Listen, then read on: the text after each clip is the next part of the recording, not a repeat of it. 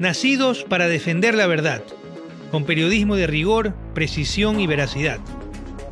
Un canal digital de análisis y crítica, con investigación de alta rigurosidad y una narrativa audiovisual moderna para llevarlos más allá de la noticia y acercarlos a la realidad.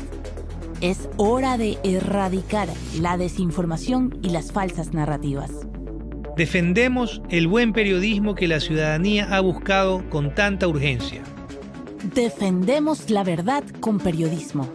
Somos La Defensa.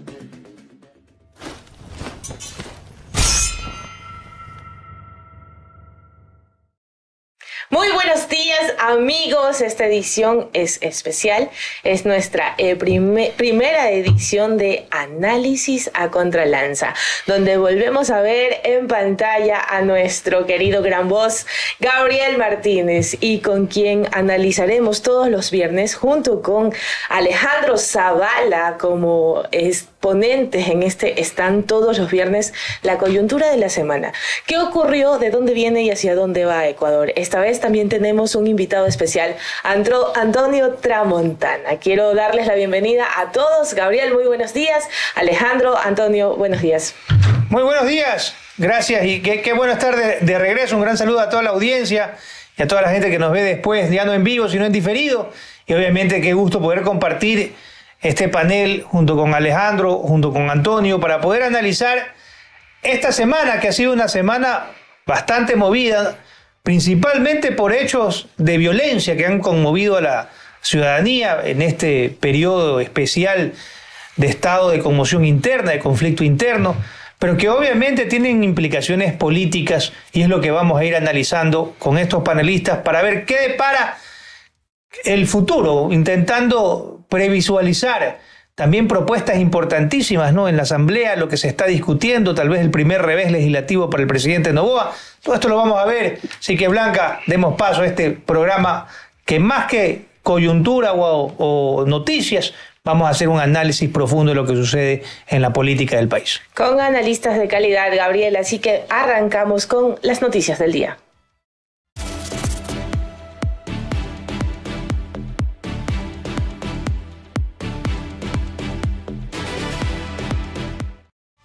Judicatura resuelve la nulidad para el concurso de jueces en la Corte. Le ponen fin al proceso que inició el expresidente del Consejo de la Judicatura, Wilman Terán, quien cumple con prisión preventiva, como ustedes saben, por el caso Metástasis y por un caso de obstrucción a la justicia. Se trata del concurso de jueces de la Corte Nacional de Justicia. Los tres vocales presentes en la sesión extraordinaria el pasado 18 votaron a favor de la declaración de la nulidad insanable en este proceso. El presidente temporal del Consejo de la Judicatura, Álvaro Román, se comprometió a que el nuevo concurso contara con todas las reglas necesarias. En el siguiente punto, autoridades investigan la sospechosa muerte de un funcionario de la Fiscalía. Jorge Viteri González, de 41 años de edad, murió al caer supuestamente de un 8º piso en el edificio de La Floresta ubicado en el sector El Bosque, en la ciudad de Quito. La Policía Nacional confirmó que Viteri era funcionario y ocupaba el cargo de digitador del Servicio de Atención Integral de la Fiscalía de Pichincha.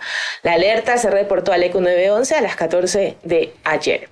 Bien, en el siguiente punto, planteles seguirán en modalidad no presencial. El retorno progresivo de clases iniciará el lunes 22 de enero en 8.176 establecimientos. Sin embargo, las unidades educativas de Guayas, Esmeraldas y Los Ríos, y en los cantones de Pedernales y la capital de la República, los menores seguirán y asistirán a clases por ser considerados estos territorios como espacios de alta incidencia con niveles delictivos. Dice el Ministerio de Educación que semana a semana evalúa la situación para ver si estos menores retornan a la presencialidad. Y en el último punto, amigos, la esposa y otros familiares de alias Fito fueron deportados desde Argentina. Familiares de Adolfo Macías Villamar, alias Fito, quien desapareció hace 2 semanas de la cárcel donde estaba recluido en Guayaquil, fueron retenidos en Argentina y deportados a Ecuador este jueves 18 de enero. Los medios argentinos reportan la detención de los familiares que estarían en Córdoba en el momento momento de su retención. La mañana de este viernes, diario El Clarín detalla que los detenidos fueron trasladados a Buenos Aires para luego proceder en vuelo a Ecuador. ¿Qué pasará con ellos? Las autoridades ecuatorianas estarán en los próximos minutos. Otra de las novedades de esta jornada que empieza es que José Serrano está siendo investigado por Fiscalía por filtrar información importante, punto aquello, y Javier Jordán, el hombre que pone denuncias hasta contra la fiscal general del Estado, ya es buscado por la Interpol y se sabía que su último paradero era Estados Unidos. Bien, amigos, empezamos esta primera mesa de debate luego de este pequeño corte. Para que nuestros panelistas se alisten, vamos a hablar de la seguridad de nuestros agentes fiscales. Ay, perdón, ya, discúlpenme, pero en este momento ya, ok.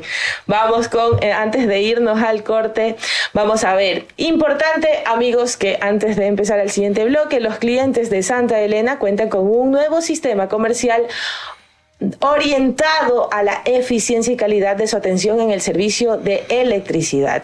Instala CENEL reguladores de voltaje en los cantones Huaquillas, Piñas, Aruma, Portobelo, Atahualpa, en la provincia del Oro, para mejorar la calidad de distribución del servicio eléctrico. Más de 120.000 familias están favoreciéndose de este excelente servicio que da CENEL. Los clientes de Playas pueden realizar sus trámites en agencias de su cantón o en el cantón Guayaquil. Además, en su factura tendrán un código de cuenta de contrato que les servirá para realizar los trámites y pagos. Ampliamos también que el parque automotor, con 70 nuevos vehículos entre camionetas y carros y canastas. En el cantón San Vicente, provincia de Manabí, se entregan ya 11 obras a comunidades rurales. Importante la gestión de CENEL. La dotación de luminarias, transformadores y redes modernas impulsa el desarrollo de 450 familias. Ahora sí, un pequeño corte y volvemos al primer bloque.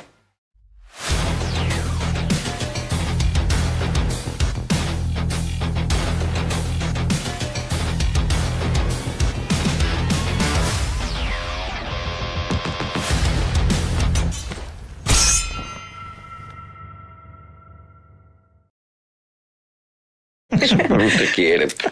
Amigos, Guayaquil tuvo una jornada consternada hace exactamente 72 horas por el asesinato de un fiscal.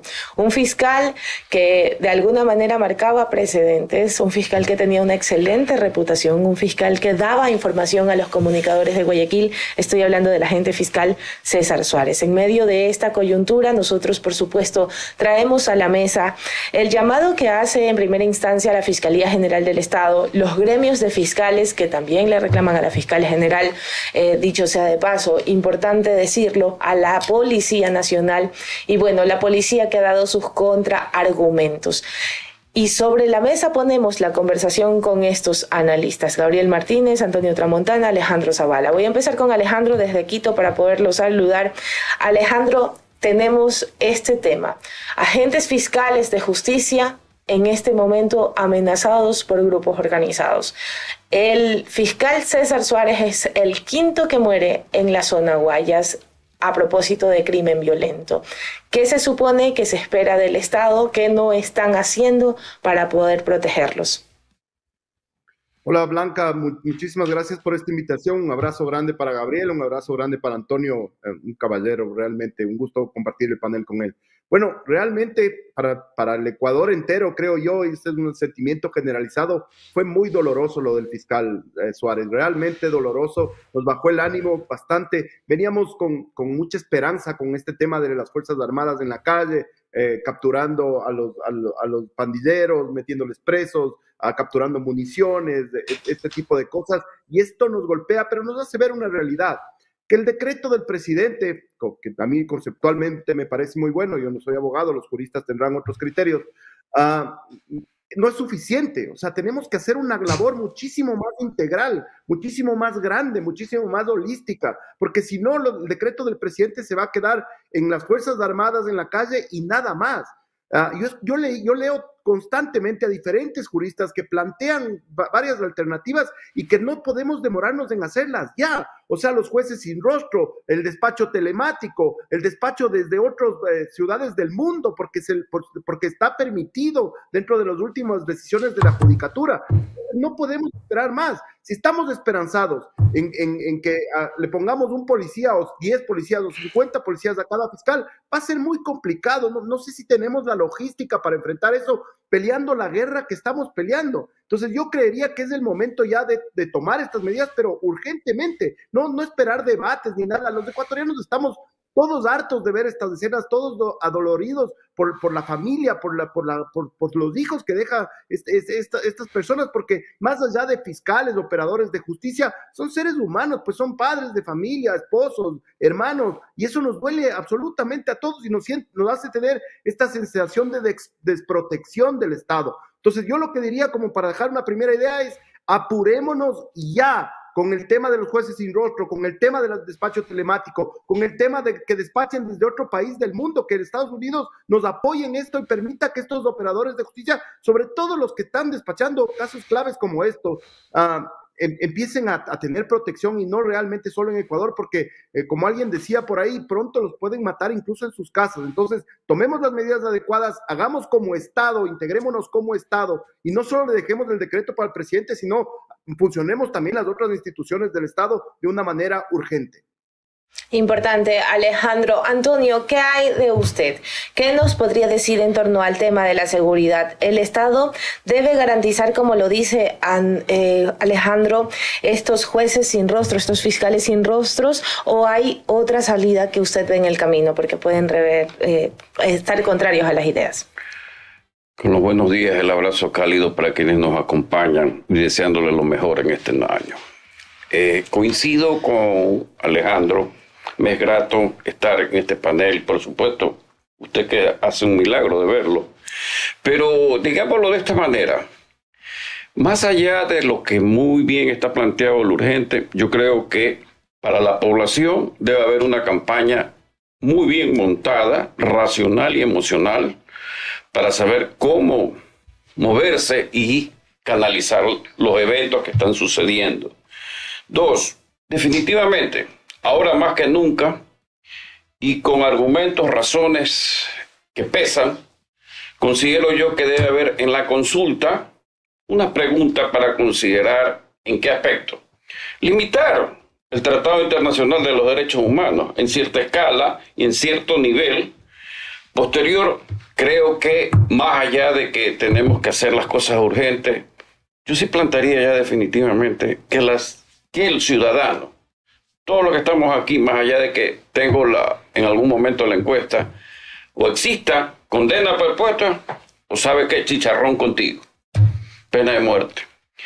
Para mí eso de ahí debe ser circunstancial y por supuesto, para que no exista, más allá de que hoy el blanco son la parte judicial, considero prudente, sensato, lúcido y continuo que el jurado que para justamente juzgar a un delincuente, ya sea de la sociedad, para que emita un fallo, inocente o culpable, el juez se encargará de sentenciarlo y allá cumplirá la condena que corresponda. Y con Alejandro debo recordarle lo último de nuestra entrevista con Carlos Vera. Llegó el momento de entrar a la cancha. Nosotros, los de la sub-60, tenemos que entrar en la cancha. Y no lo digo porque simplemente es un enunciado. Yo ya estoy en la cancha. Y solamente sostengo un hecho. Y es mi tesis. O ellos o nosotros. Repito. O ellos o nosotros. Pase lo que pase, suceda lo que suceda. Pero no podemos estar todos los días con temores, miedos, pánicos y terror. O sea, tenemos que ponerle un freno a esto de aquí. Lo dejo como un planteamiento para ser enriquecido este día en esta entrevista. Muchas gracias, Antonio. Gabriel, ¿qué hay de usted? Yo creo que primero hay que trabajar en el entendimiento colectivo que un decreto no cambia una realidad. El decreto de conflicto interno, así como los decretos de estado de excepción, no cambian la situación de seguridad mágicamente ni automáticamente. y que este tipo de eventos se van a seguir provocando y que la reacción de las fuerzas del orden debe de ser superior. En este momento hay 2 personas detenidas. Esto deberá llevar a los autores intelectuales, que es el mayor desafío que tiene la justicia en estos casos, porque normalmente se encuentran y se capturan a los gatilleros, pero no se encuentran a las personas que han ordenado el atentado, y que obviamente eso permite una impunidad que obviamente al sentirse con ese poder pueden hacerlo con cualquiera e infunde obviamente un temor terrible.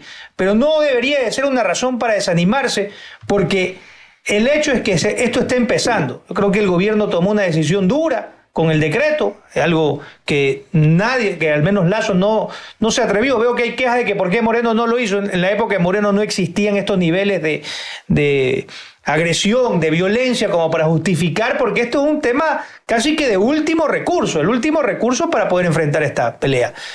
Lo otro es que las personas que tienen niveles de riesgo alto y que son susceptibles a recibir seguridad tienen que tenerla el 100% del tiempo en el que se están movilizando, en el que se están desplazando.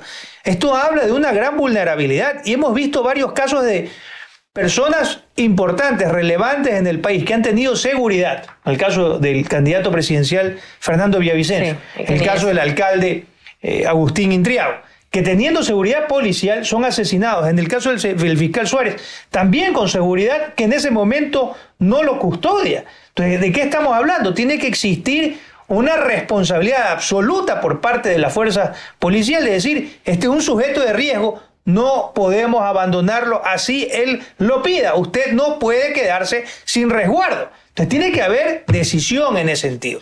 Y finalmente, y creo que es algo que hay que tratar, es que esta guerra va a demandar recursos, porque tener jueces en las embajadas, que es lo que es posible, que podría ser posible legalmente. Los jueces sin rostros necesitamos modificaciones ya a la Constitución, y hay tratados internacionales que también dicen que un ciudadano tiene que saber quién es su juzgador, no puede ser una persona oculta.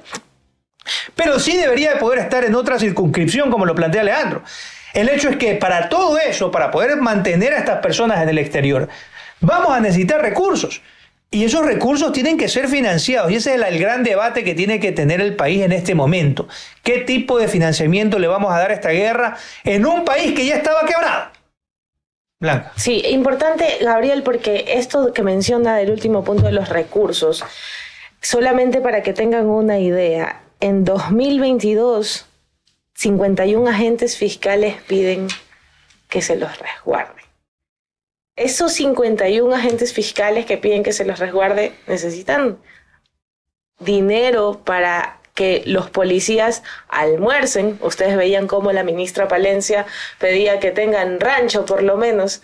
O sea, el Estado necesita recursos a propósito de la seguridad. Es un tema que está sobre la mesa. Ahora, esto que dicen, la Fiscalía debe procurar como gremio hacerlo, tiene que manejarlo el Estado de manera individual. Esta pregunta la reboto a Gabriel Martínez, que estuvo al frente de un ministerio de gobierno. Hay la independencia de poderes y obviamente la función judicial tiene su presupuesto que tiene que facilitárselo el Estado. Porque salieron gremios a señalar a la fiscal, ¿no? Pero y es que la fiscal en ese caso, ella no provee, los policías los provee el Ministerio del Interior. Exacto. El Ministerio del Interior, el Ministerio de Gobierno ahorita ocupa esas dos funciones. Entonces, en eso tiene que haber una coordinación. La policía no la dispone directamente para estos hechos la fiscal general, sino el Ministerio del Interior, que hace una evaluación de riesgo del individuo y que viendo esa evaluación de riesgo le dispone un nivel de seguridad y de apoyo para poder ser cubierto. Entonces, pero tiene que también revisarse quiénes tienen seguridad. Ojo, debería empezarse por eso. Habían en nuestra época 1.200 PPLs con policías que les hacían custodia en los domicilios, porque tenían prisión domiciliaria y tenían policías afuera de los domicilios custodiándolos, lo cual pues es una pérdida de recursos terrible. Entonces, que podrían bien estar apoyando en otras labores o cuidando a gente que se está jugando el pescuezo. Entonces, hay que reasignar los recursos de manera eficiente, sacarlos de donde no se los está utilizando bien y asignárselos a quien sí lo necesite. Entonces, pero esta responsabilidad Este trabajo tiene que ser con el gobierno central, que es quien provee, el que debe de organizar a la policía, y trabajar con la fiscalía para que la fiscalía le diga a quienes tiene que sostener. Incluso mencionó en su escrito que él primero tenía un resguardo de la Dirección General de Inteligencia de la Policía y que luego eso fue cambiado por las funciones que él tenía. Entonces, eso tiene que evaluarse para que funcione de manera correcta y que sea permanente. El riesgo para ciertos representantes o funcionarios públicos no se desvanece porque es fin de semana. Sí, importante, Gabriel. Para resumir, estuvimos analizando la seguridad de los fiscales en este primer bloque. Alejandro Zavala puso sobre la mesa la necesidad de los jueces sin rostro y las medidas desde el Estado con política pública al frente. El señor Tramontana, mucho más radical en esa circunstancia, dice que ya el Estado debe pensar en cadena perpetua y pena de muerte incluso. ¿Ustedes qué opinan? A los que nos están viendo ahora en vivo, los que nos verán en diferido, ¿están de acuerdo con estas posturas? Gabriel Martínez, consciente de lo que ocurre dentro de la función pública, apunta a los recursos. Un grito desesperado de un gobierno que necesita entregar seguridad, pero que todo se le está yendo de las manos. Y es precisamente lo que hablaremos en el segundo bloque, antes de que ustedes escuchen esta importante información que tengo que darles. Recuerden que CNEL EP mejora la app para proteger la información. Ahora evita que terceros vean tus datos de suministros. Registra tus suministros mediante tu correo electrónico. Solo los que están asociados a tu cuenta, tu información y tus reglas. Si una tercera persona intenta registrar tu suministro, recibirás una notificación. Tú decides si autorizar o no. Control total en tus manos. Borra absolutamente todos los suministros actuales de la app para poder actualizarla y registra solo los que te corresponden. Más control, más seguridad. En caso de robo, cierra la sesión desde la app. Tu información está siempre segura con CNEL, que tiene un sistema especial para que se resguarde. Tu tranquilidad es la prioridad de CNEL. Actualiza tu app para mejorar este producto y conoce más a través de la aplicación. CNEL EP está contigo. Bien, vamos a un pequeño corte y volvemos con las puntualizaciones del Plan Fénix. Somos un medio digital para el periodismo en profundidad y para el análisis, siempre con rigor, contexto, precisión y contraste. Es hora de erradicar la desinformación y las falsas narrativas.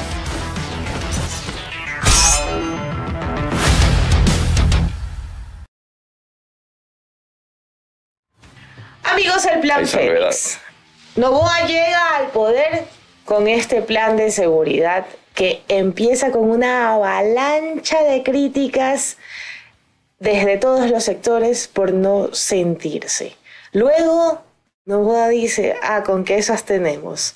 Y arranca con una declaración que a todos nos dejó fríos con respecto a el caso Metástasis. Caso Metástasis que gesta Fiscalía General del Estado, como ustedes conocen, pero que el presidente se adjudica por haber ayudado en la operatividad de este mega operativo que se hizo en todo el país y que tuvo como resultado más de 30 agentes entre funcionarios judiciales, policiales, jueces. De hecho, el presidente del Consejo de la Judicatura en medio de esto, y despunta.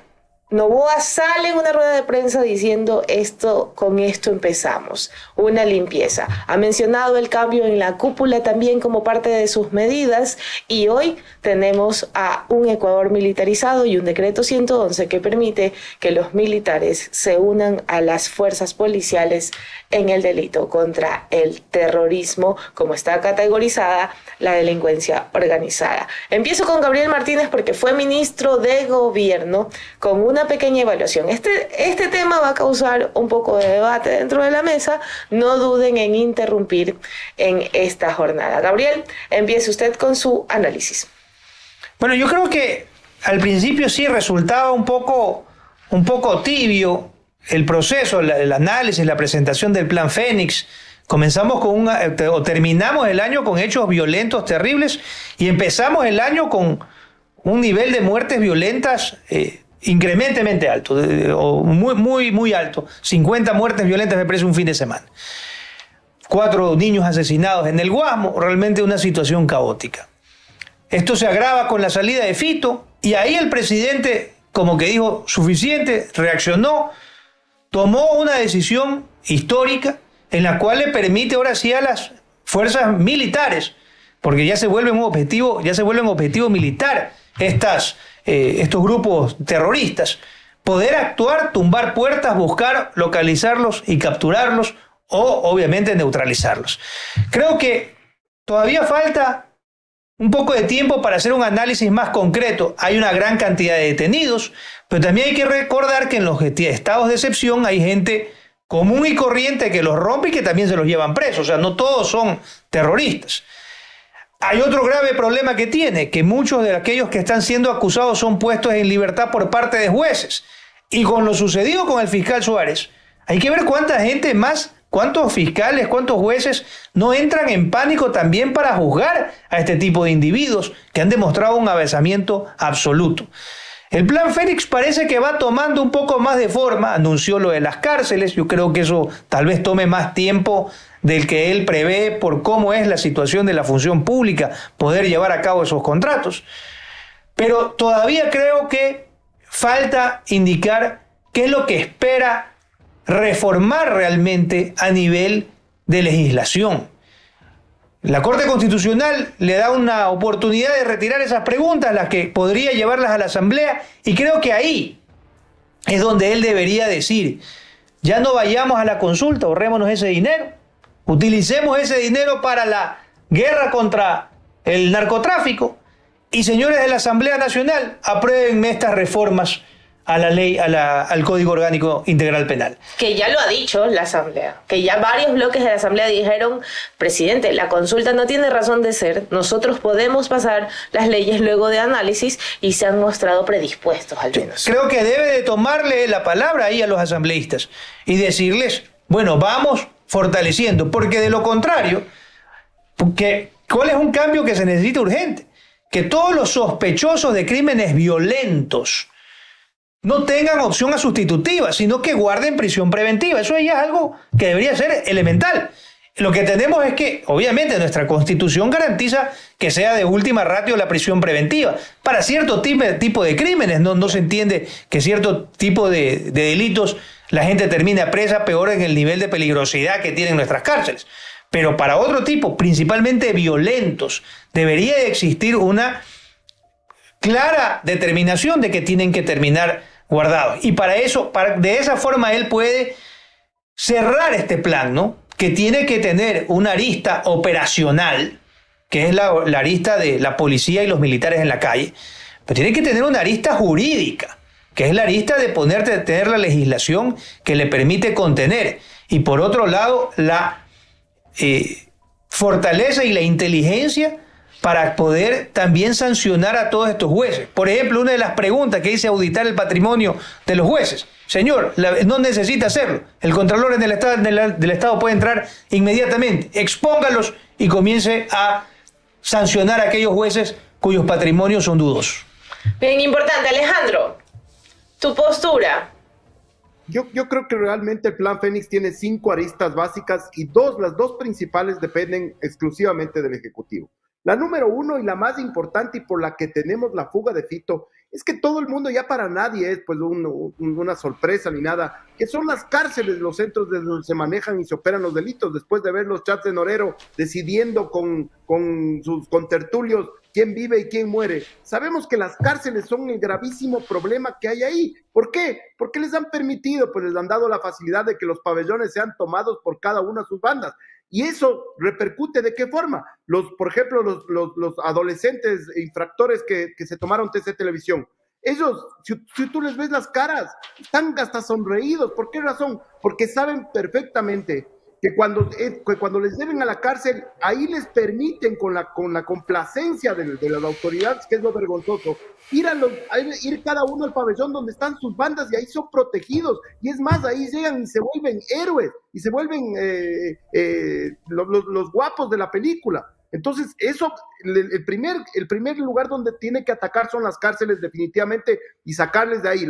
La idea no es solo hacer cárceles nuevas, por favor, eso es una simplificación absurda. Es sacarles de esta posibilidad con las nuevas cárceles de que cada banda controle un pabellón y que la policía ni el SNAI ni siquiera puedan entrar. Allá entran solo las personas que a ellos les da la gana. Eso tiene que terminar, pero definitivamente. Entonces, las cárceles nuevas van a ser para hacer una reubicación en donde ninguna banda tenga la propiedad absoluta de un pabellón, porque eso es lo que nos está destruyendo. Eso como primera cosa, las cárceles.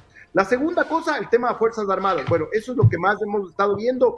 Yo creo que en principio es una muy buena señal. La gente se ha sentido más protegida, no sé en Guayaquil, pero aquí en Quito la gente se siente un poco más tranquila, un poco más segura de ver a los militares en la calle. Para las personas que transitamos nos sentimos un poco más seguros. Eso como segunda. Pero después vienen tres aristas más que son importantes. La que decía Gabriel, el tema de la legislación, y ahí yo difiero con Gabriel. La consulta es importante por una simple y sencilla razón, Gabriel, porque le traza la cancha a la Asamblea. Mira lo que ha pasado estos días en la Asamblea. Ya los acuerdos legislativos que empezaron para pasar las dos primeras leyes, la de eficiencia económica y la energética, parece que se están cayendo. ¿Por qué? Por dos razones. Porque los asambleístas, muchos están utilizando para hacer politiquería todo lo que proponga el gobierno. O sea, solo tú ves los debates del TLC con China, por ejemplo, con falacias, con estupideces, con gente que tiene un nivel intelectual pero paupérrimo, que es la asamblea, o sea, con honrosas elecciones cada vez menos, pero el nivel intelectual de los asambleístas es paupérrimo. Entonces esto les traza un poco la cancha. Y segundo, también que en la asamblea se empieza a pedir este tipo de cosas como moneda de cambio. Pero Alejandro, perdóname que te interrumpa. O sea, yo en serio respeto la postura de la defensa de la consulta popular. Pero pisemos realidades, Alejandro. No hay esos millones en este momento. Tienes a GATS que no han podido recibir sus valores, por Dios. O sea, es como decir, vamos con todo pese a todo, sin ni siquiera tener la plata para poder gestarlo o teniendo otras prioridades, porque es importante que pongamos también a debatir aquello. O sea, vimos cómo se fue para atrás. Está bien, o sea, créeme que todo, respeto muchísimo tu postura y sabes cuánto admiro tu análisis, pero miremos realidades, Alejo. Cuando tenemos a una ministra Palencia que parece, y con todo el respeto a la ministra Palencia, limosnera, diciendo que tiene que ser amiguita del ministro de Finanzas para poder sacar de donde sea, y que tienes un gobierno que se quiere gastar 60 palos en una consulta popular, ¿me explico? O sea, eso es, no sé, un poco incongruente desde mi mirada periodística, Alejandro. No sé si tienes algún tipo de respuesta con eso, porque el argumento está sobre la mesa. Todos hemos visto a Palencia llorando por plata. Claro que sí. A ver, lo que te quiero decir es que en este sentido ya no tiene que ser tan conceptual como tú lo dices, que nos ahorramos 60 millones. El presupuesto general del Estado es de 33,000 millones. Los atrasos son de 1,500 millones. ¿Cuánto realmente representa una consulta de 60 millones en diferencia con los resultados que se esperan en temas de legislación? O sea, seamos más realistas. Por ejemplo, los 3 puntos del IVA van a recaudar 1,300 millones de dólares. 1,300 millones de dólares. ¿Sabes qué porcentaje de esos 60 millones de una consulta? Es nada. Los atrasos, como te digo, con los GATS son muchísimo más significativos, muchísimo más importantes. Esto realmente, si es que tú te pones a ver, por eso te digo, en lo conceptual puedo estar hasta de acuerdo. Pero cuando tú te pones a tirar números, es una diferencia abismal. O sea, mira, la Asamblea Nacional funciona con 60, 70 millones al año. Es del presupuesto general del Estado, 33,000 millones es nada. Del Producto Interno Bruto, que son más de 100,000 millones de dólares, es absolutamente nada. Entonces yo realmente por lo conceptual puedo estar de acuerdo, pero cuando tú te pones a tirar números no es relevante. Pero Alejandro, es de plata que no tenemos. O sea, claro, es insignificante en el presupuesto, pero es de plata, pero estamos hablando de que estamos en negativo, en rojo. Entonces yo creo que, estoy de acuerdo en que la consulta, para que intentar marcarle la cancha a la Asamblea, pero yo creo que hay otras formas también de presión a la Asamblea, no necesariamente una consulta que ni siquiera indica en los anexos cuáles son los cambios puntuales que hay que hacer a las leyes, sino que dice que ordene básicamente a la Asamblea que haga los cambios legislativos que se requieren. Entonces, me parece que hay mucha ambigüedad. Y yo creo que la única pregunta de las primeras 11, porque podemos discutir del siguiente paquete, pero de las primeras, la única que valía preguntar era la de los casinos. El resto todo es perfectamente manejable a través de la Asamblea Nacional. O sea, todo se puede proceder y hay cosas que ya existen incluso, Alejandro. Entonces, mira que creo que se está politizando mucho el uso de la Asamblea como para intentar ratificar algo que debería de ser caer por su propio peso ante el nivel de inseguridad que vivimos. Yo comparto contigo que la discusión sobre el TLC de China y todo este atraso que se ha vuelto, la poca seriedad que hay al debate de los 3 puntos del IVA, en la situación terrible que tenemos, que debería de ser, digamos, que haber un apoyo mayor, por lo menos, de entender que tenemos esta situación. Pero creo que asimismo la consulta nos va a llevar tiempo implementarla y parece que el tiempo es lo que menos tenemos, ¿no?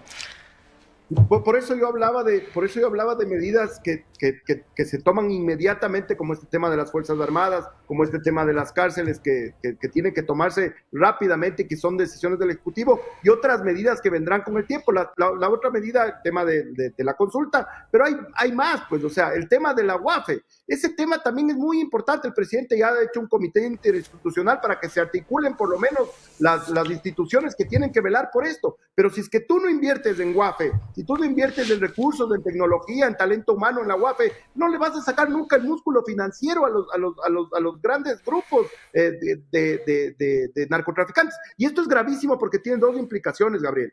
No solo que les cortas el músculo financiero, sino que luchas contra toda esta narcocultura que es terrible. ¿Qué les duele a los narcotraficantes? Que les saquen sus piscinas, que les saquen sus mansiones, que les saquen sus autos, que les saquen sus joyas, que les saquen sus armas. Eso les duele en el alma, porque eso es para eso viven, para hacer TikTok de esa cosa. Y lo segundo es para que los jóvenes que están ahora uniéndose fácilmente a las pandillas, a los grupos de sicarios, no vean pues en eso un ejemplo, no vean como que algo, como una cosa aspiracional, como que yo cuando crezca quiero ser como este delincuente con armas, con autos, con mansiones, con piscinas. Y para eso, la última parte que tengo que decir yo, es importantísima la ley de extinción de dominio, pero una ley de extinción de dominio, como decía la asambleísta Mae Montaño en su época, decía una ley de extinción de dominio con dientes, con verdaderos dientes para comisarles los bienes. ¿Por qué razón? Porque en el periodo del 2017 al 2019 se apropiaron de la Comisión de Justicia cierto grupo político y le sacó todos los dientes que tenía esta ley de extinción de dominio. No hay cómo sacarles, porque además eso significa recursos. Todo lo comisado tiene que revertirse al Estado y ayudar a la lucha contra el narcotráfico y contra estas bandas de criminales. Antonio Tramontana, queremos escucharlo porque usted es el hombre. ¿Qué pasa con ese plan Fénix? Bueno. En facto, ¿no? Con todo lo que hemos visto. Bueno, Colombia tiene al divino niño. No sé si aquí existe el niño maravilla, pero vamos al grano. Aquí hay que ser claro, categórico, preciso y conciso. Alejandro plantea algo que me parece viable, las cárceles. Sí, ahí está el caldo de cultivo de todo esto. ¿Cómo se soluciona el tema de las cárceles? Las Fuerzas Armadas pues tienen la solución, pues. Zonas especiales de seguridad.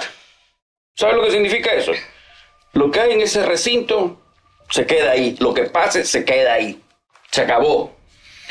En el Ecuador, los recintos militares y los cuarteles son los únicos que no son atacados, son los únicos que son protegidos. ¿Por qué? Porque hay estructura militar. Bueno, hablámoslo. ¿Por qué tenemos que tenerlo cerrado? Seamos pragmáticos, queremos tener recursos. Señores, la consulta, pregunta, no tengo dinero, voy a ponerla a lo morocho, no tengo dinero, por tanto necesito dinero. ¿El ITT es válido ahora? Por los 1.200 millones, ahí están los 1.200 millones. Vamos a los ciudadanos como Alejandro, Blanca y usted. ¿Hasta cuándo esta modalidad de que todo tiene que ser abierto en datos?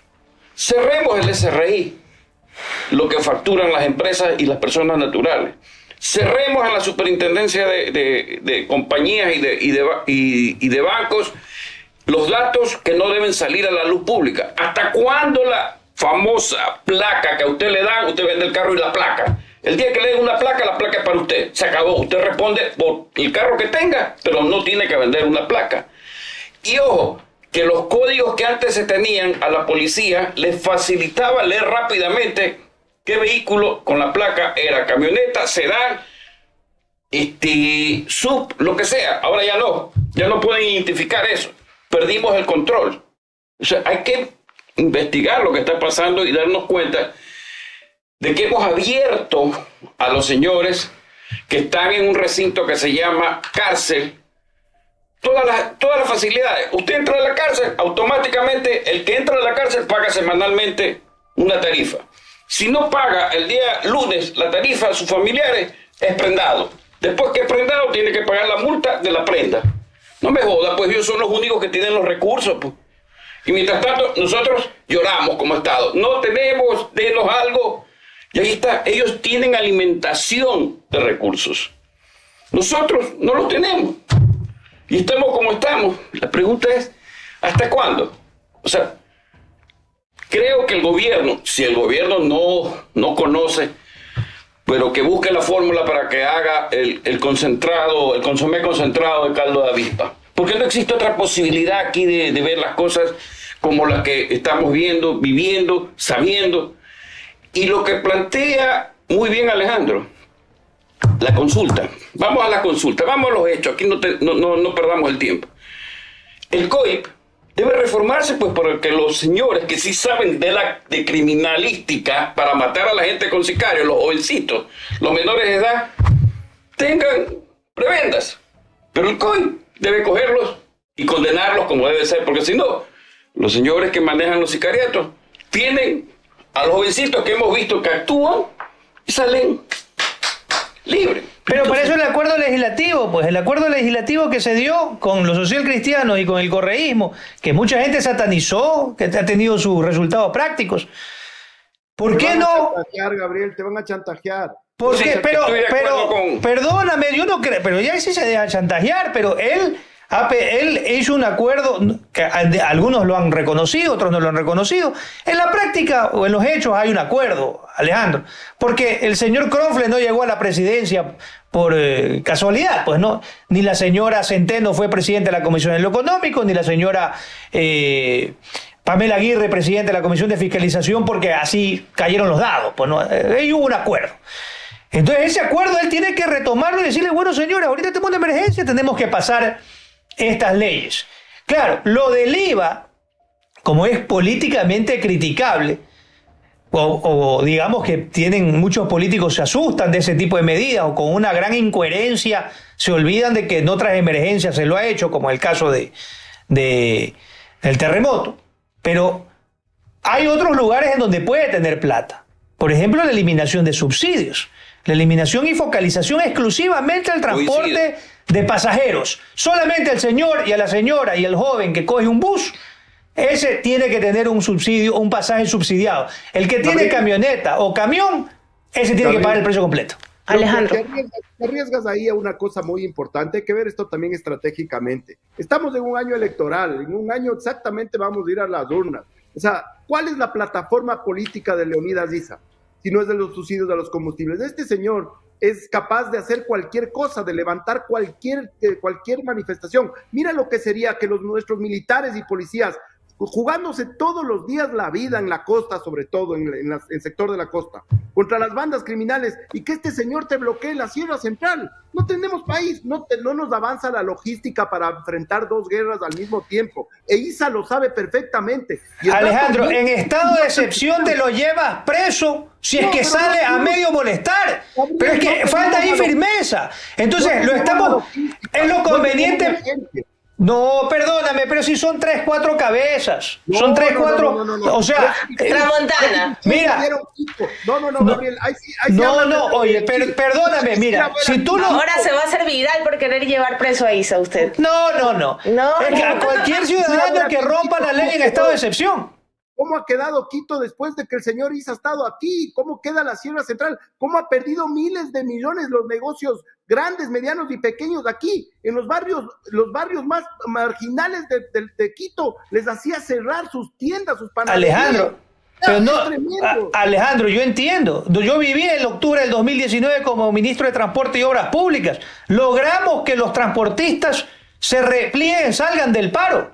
Y quedaron solamente el grupo de los indígenas. Pero te voy a ser sincero. Una guerra en la costa tremenda. Pero discúlpame, estamos dispuestos a milandarnos al señor Issa y no a Fito. Por favor, pues. No, pero yo no creo, para nada no creo en eso. Lo que no creo es que estamos en la capacidad ni económica ni logística de enfrentar dos guerras al mismo tiempo. O sea, el enemigo es demasiado poderoso, tiene recursos ilimitados. Ustedes han visto las incautaciones de armas en Galápagos que traen estos individuos. Pero el IVA no te lo van a aprobar, Alejandro. Bueno, ahí veamos. En la asamblea siempre dicen que no al principio y después puede pasar cualquier cosa.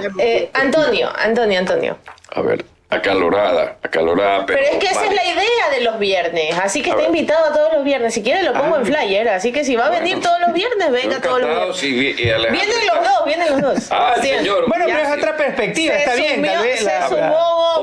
Ordenemos las cosas. Consulta como tal, sí, pero siempre y cuando sepamos si nos vamos por el camino plebiscitario, por el camino del referéndum. Ordenemos la parte legal para hacer legítimas las cosas.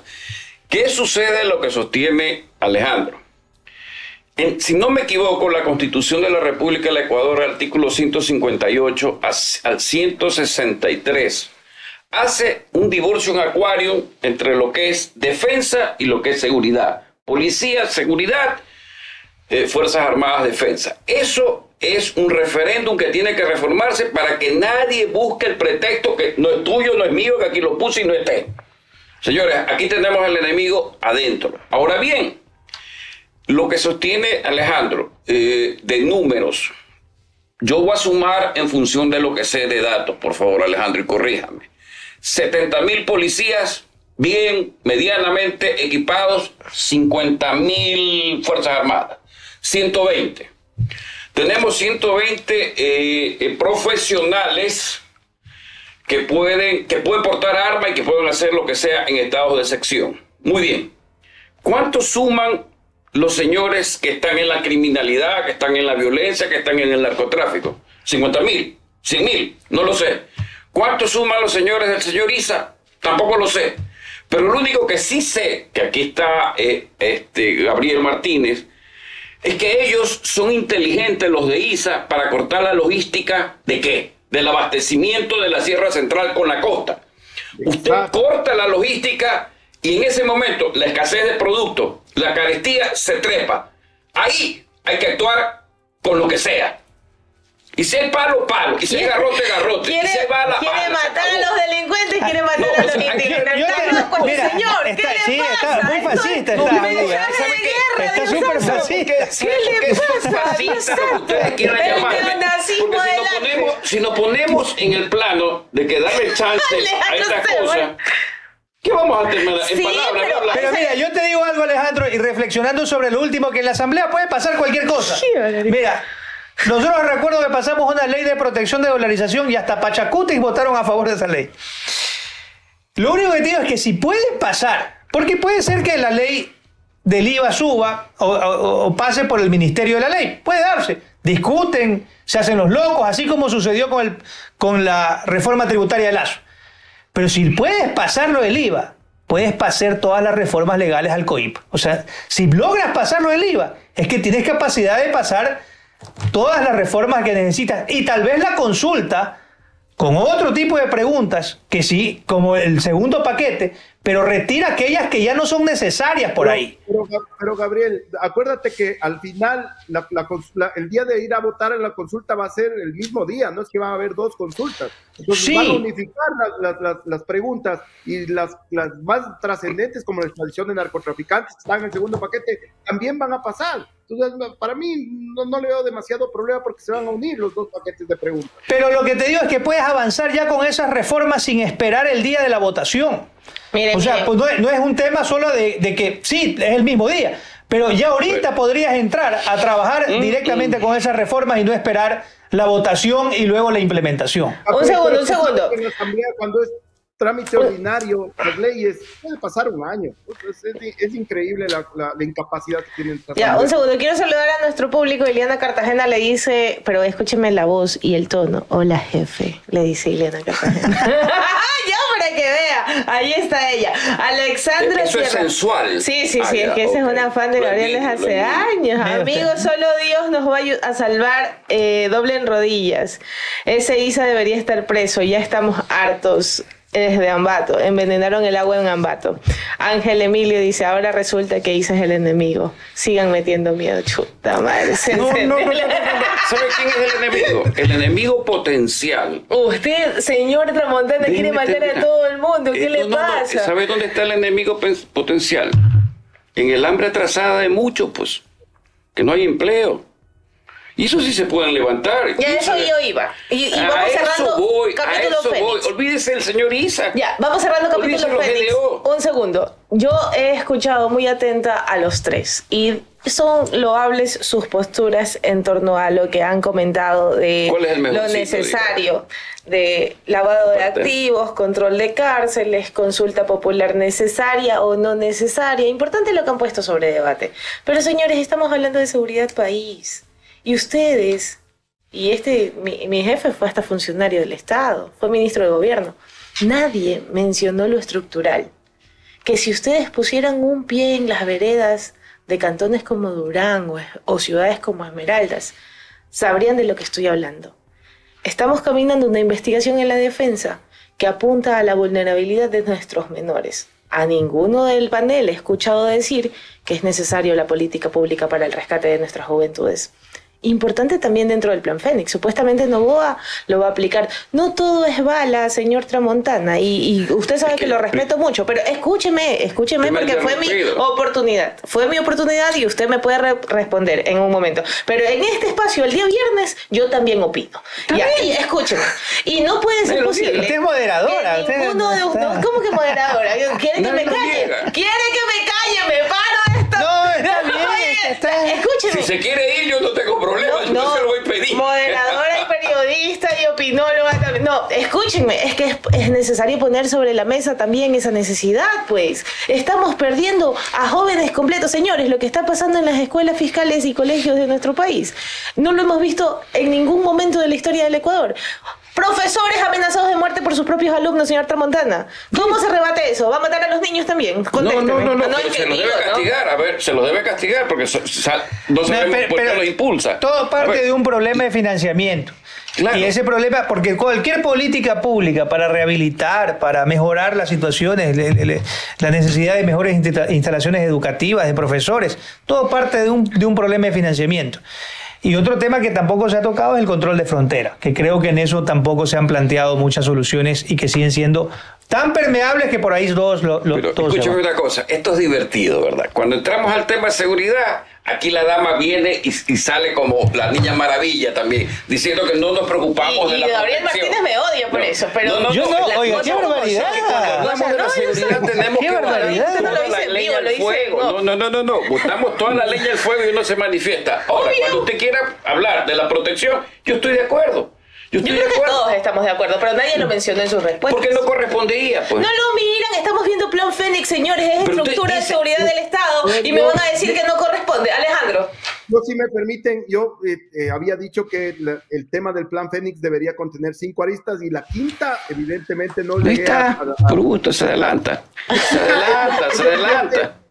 Que se necesita, y está, si es que puedo hacer mi pequeño espacio comercial en mi columna del diario Primicias del día de hoy, ustedes la pueden leer ahí, que hay una quinta que yo creo que debería ser la número 1, pero si es que salimos de nuestra burbuja sabemos que desgraciadamente no va a ser la número 1, que es una política social agresiva. Tenemos que recuperar los espacios públicos, tenemos que darle a la gente oportunidades de empleo, tenemos que darle cultura, tenemos que darle educación, tenemos que darle deporte, tenemos que darle recreación sana. O sea, estamos con una generación prácticamente perdida. Necesitamos invertir fortísimamente en lo social. Si no, van a ser siempre presa de los narcotraficantes narcotraficantes, presa de esta maldita narcocultura que pareciera que es lo máximo, que los corridos mexicanos, que las armas, que esta pendejada, en serio, a mí me da una bronca terrible de que nuestros jóvenes estén perdidos en eso, estén perdidos con la comparto.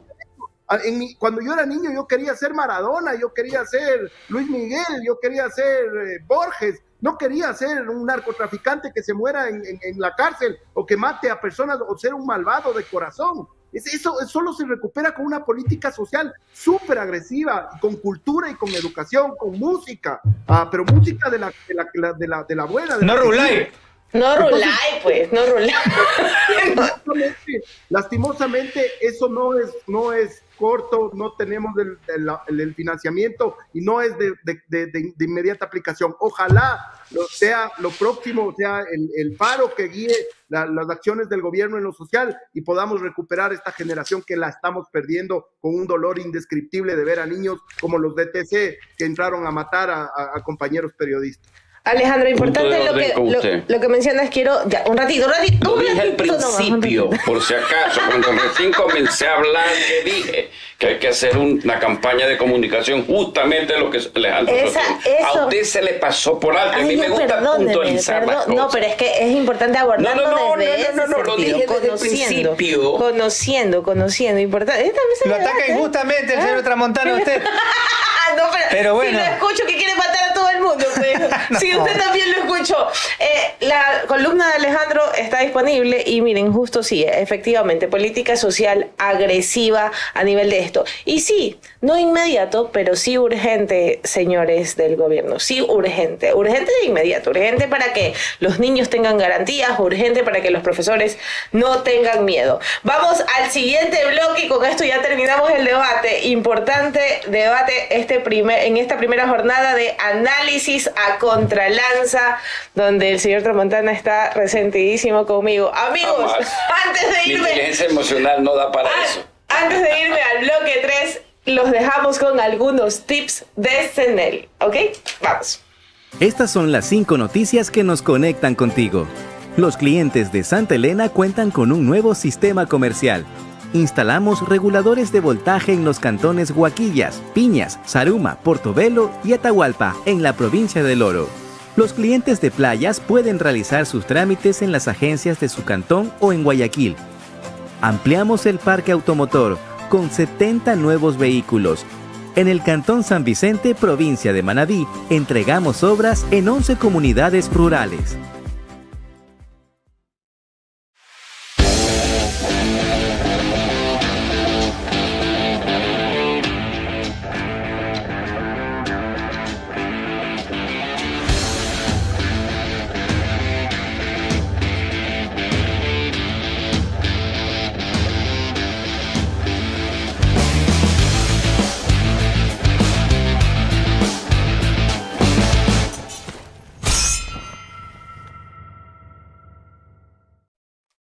Porque ¿qué son las noticias sin que se las analice, queridos amigos? Por eso hemos creado este espacio de viernes. Espacio de tertulia, espacio de debate, espacio necesario para que ustedes puedan tenerla clara en todos los sentidos, con el equilibrio que nos caracteriza desde que empezamos este proyecto.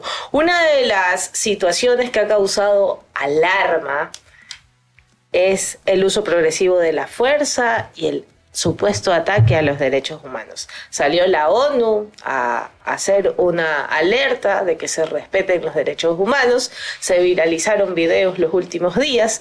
¿Cuán importante es? Hubo hasta una capacitación, hay que decirlo, a los militares para que estén al tanto del respeto a los derechos humanos que son universales para todos.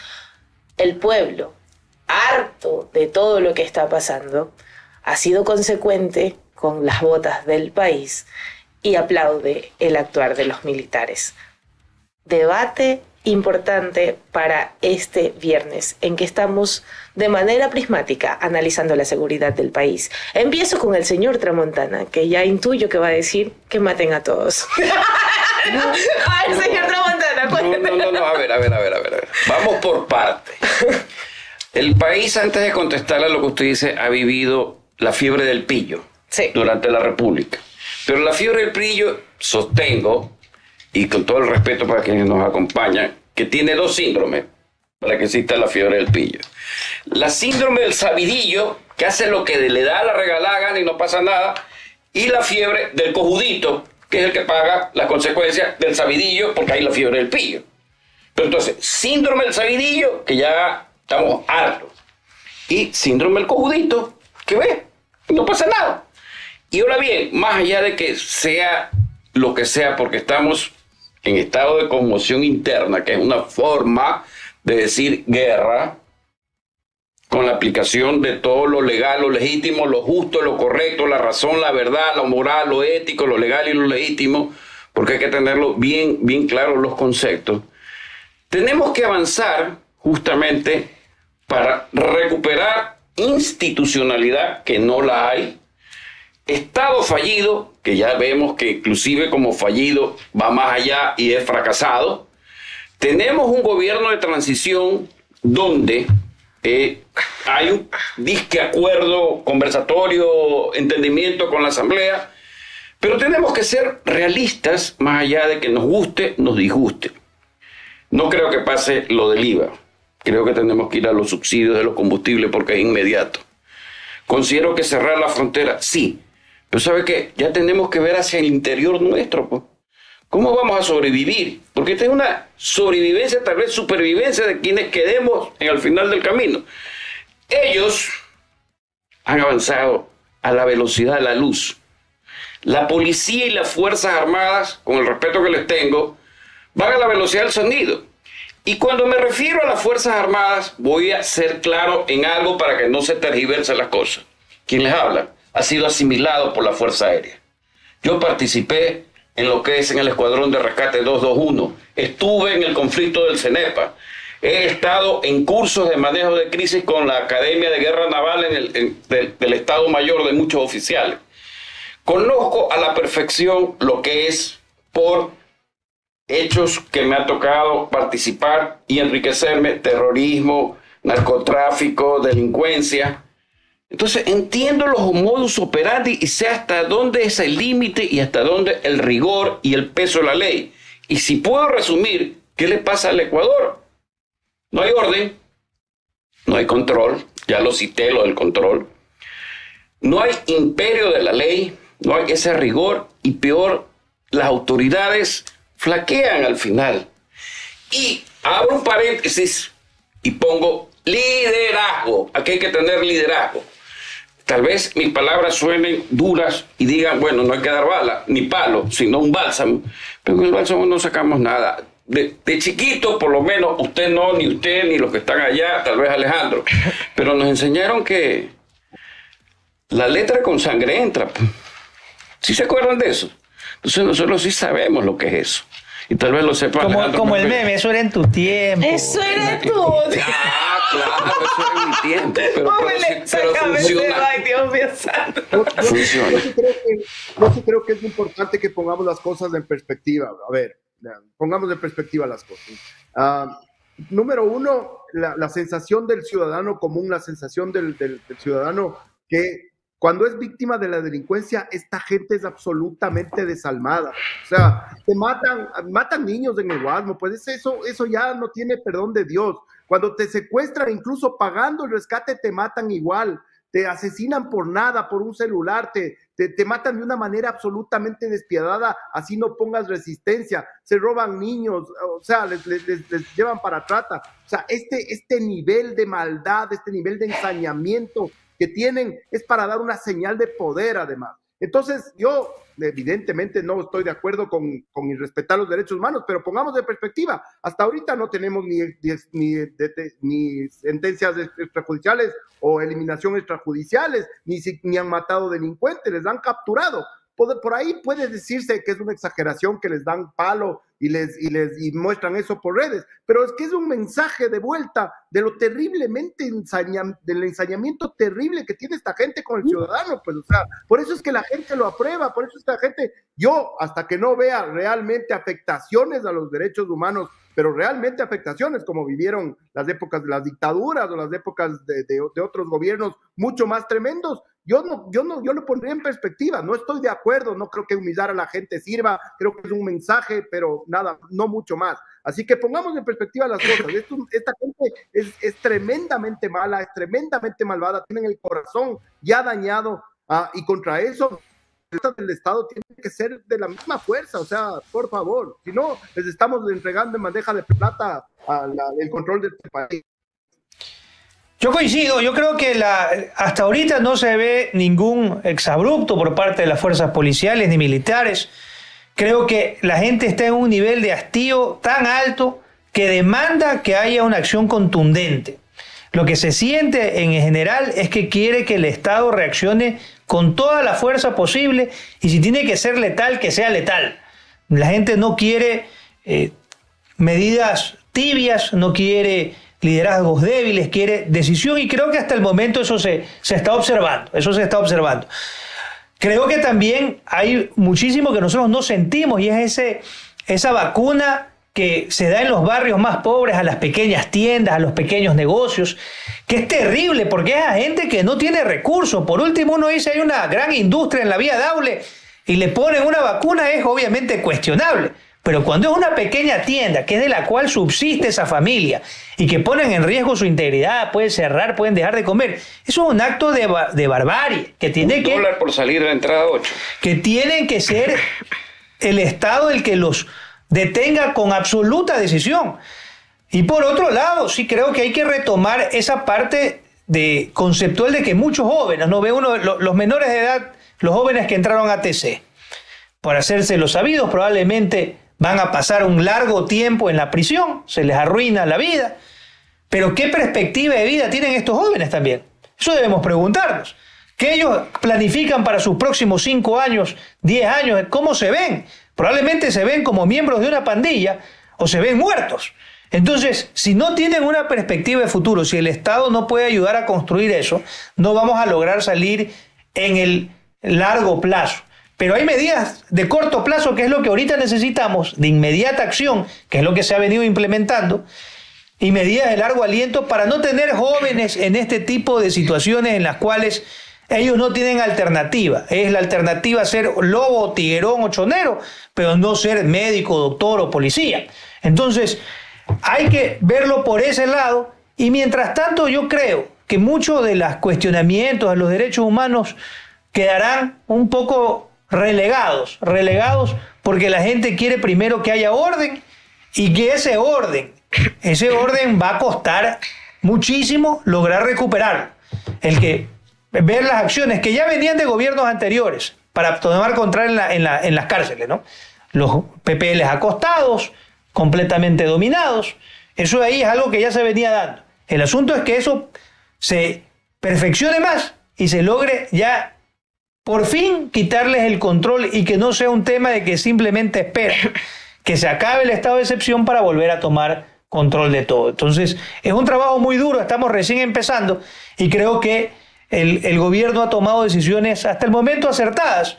Puede uno criticar tal vez algunos modos, pero lo cierto es que el país debe de entender que también la fuerza pública, los policías y los militares que están en la calle ofreciendo su vida. Yo me llamó mucho la atención la crítica que hicieron los guías penitenciarios por el tiempo que se demoró el gobierno en rescatarlos. Por el amor de Dios, los policías entraron en el momento que consideraron seguro entrar y tomar acción. No van a entrar tampoco para que los maten.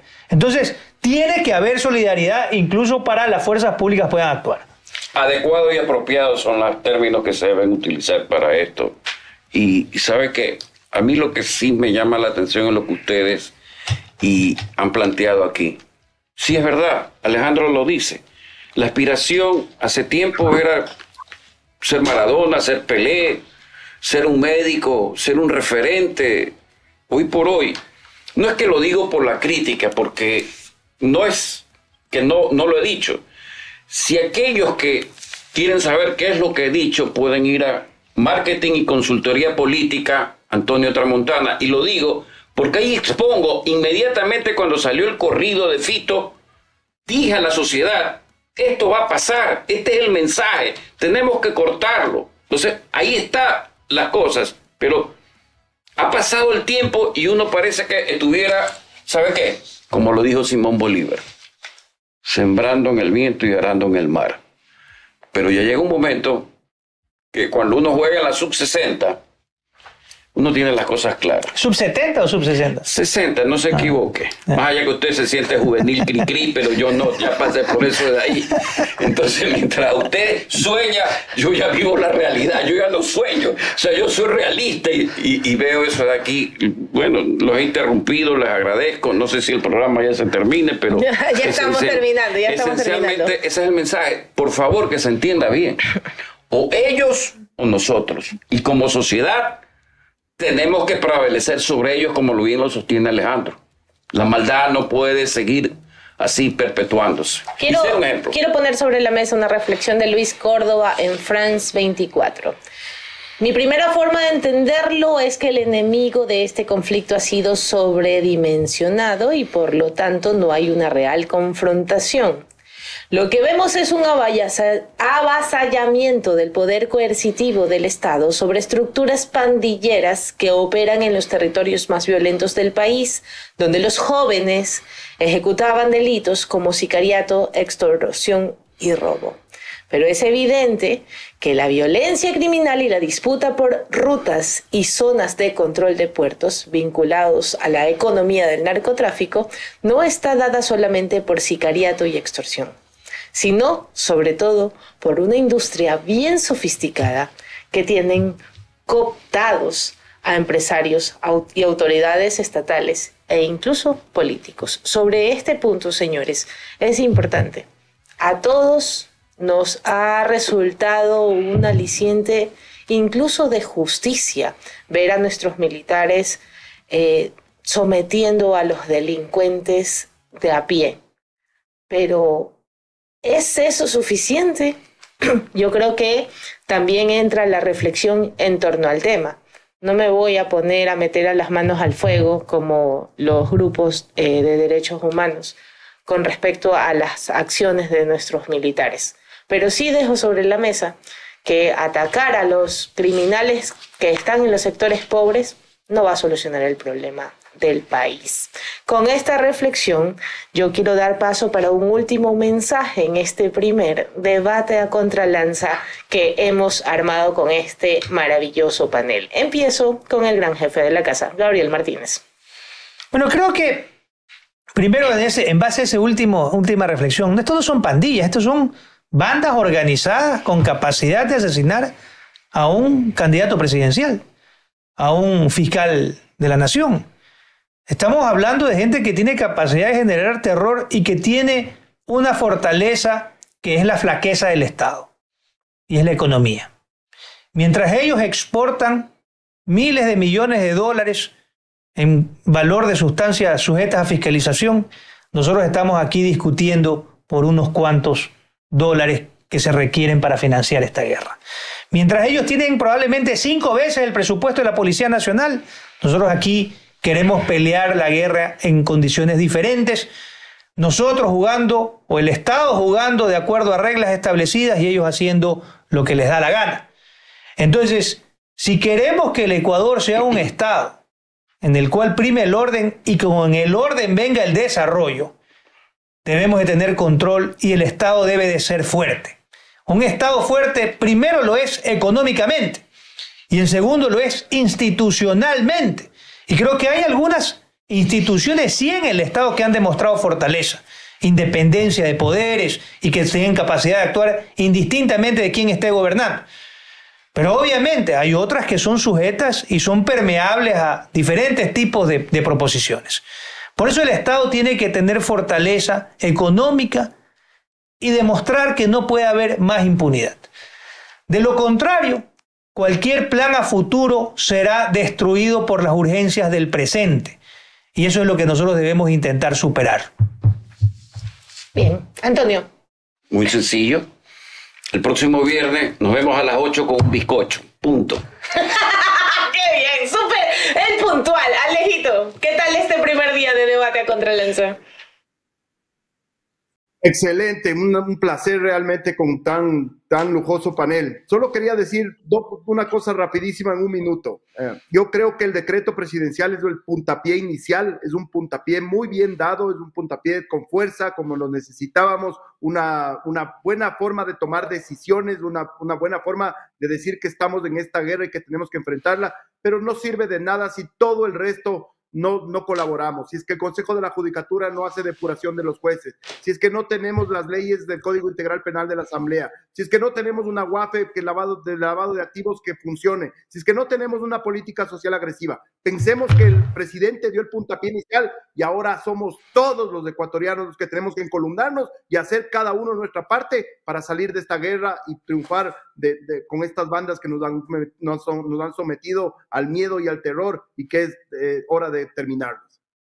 Bien, muchísimas gracias a todos. Gabriel, le doy la venia para que nos despida el programa. No, muchas gracias Alejandro, muchas gracias Antonio. Creo que ha sido una buena discusión en la cual tenemos diferentes puntos de vista con respecto a cuáles deben de ser las soluciones, cuál es el análisis de la coyuntura, pero creo que todos compartimos un genuino objetivo y un valiente objetivo, que es tener un mejor Ecuador para todos, para nosotros, nuestros hijos, en su caso para sus nietos también, pues, ¿no? Y sus nietos también, pues también va a llegar a la misma edad. Así que no, pero en todo caso, lo que intentamos es colaborar con la ciudadanía, haciendo una crítica constructiva y obviamente siempre presentando propuestas. Un gran abrazo y nos veremos el próximo viernes aquí. A las 8 con un bizcocho. A las 8 con un bizcocho. Y el lema.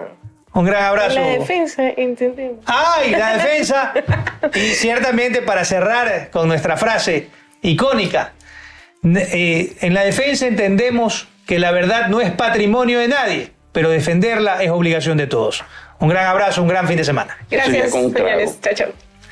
Con whisky la próxima. Chao, Alejito.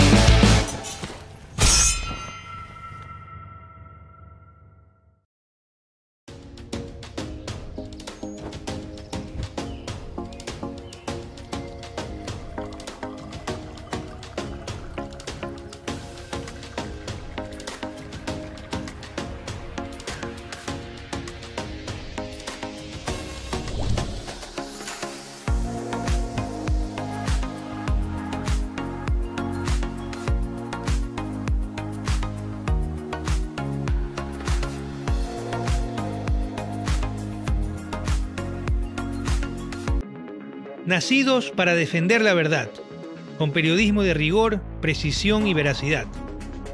Un canal digital de análisis y crítica, con investigación de alta rigurosidad y una narrativa audiovisual moderna para llevarlos más allá de la noticia y acercarlos a la realidad.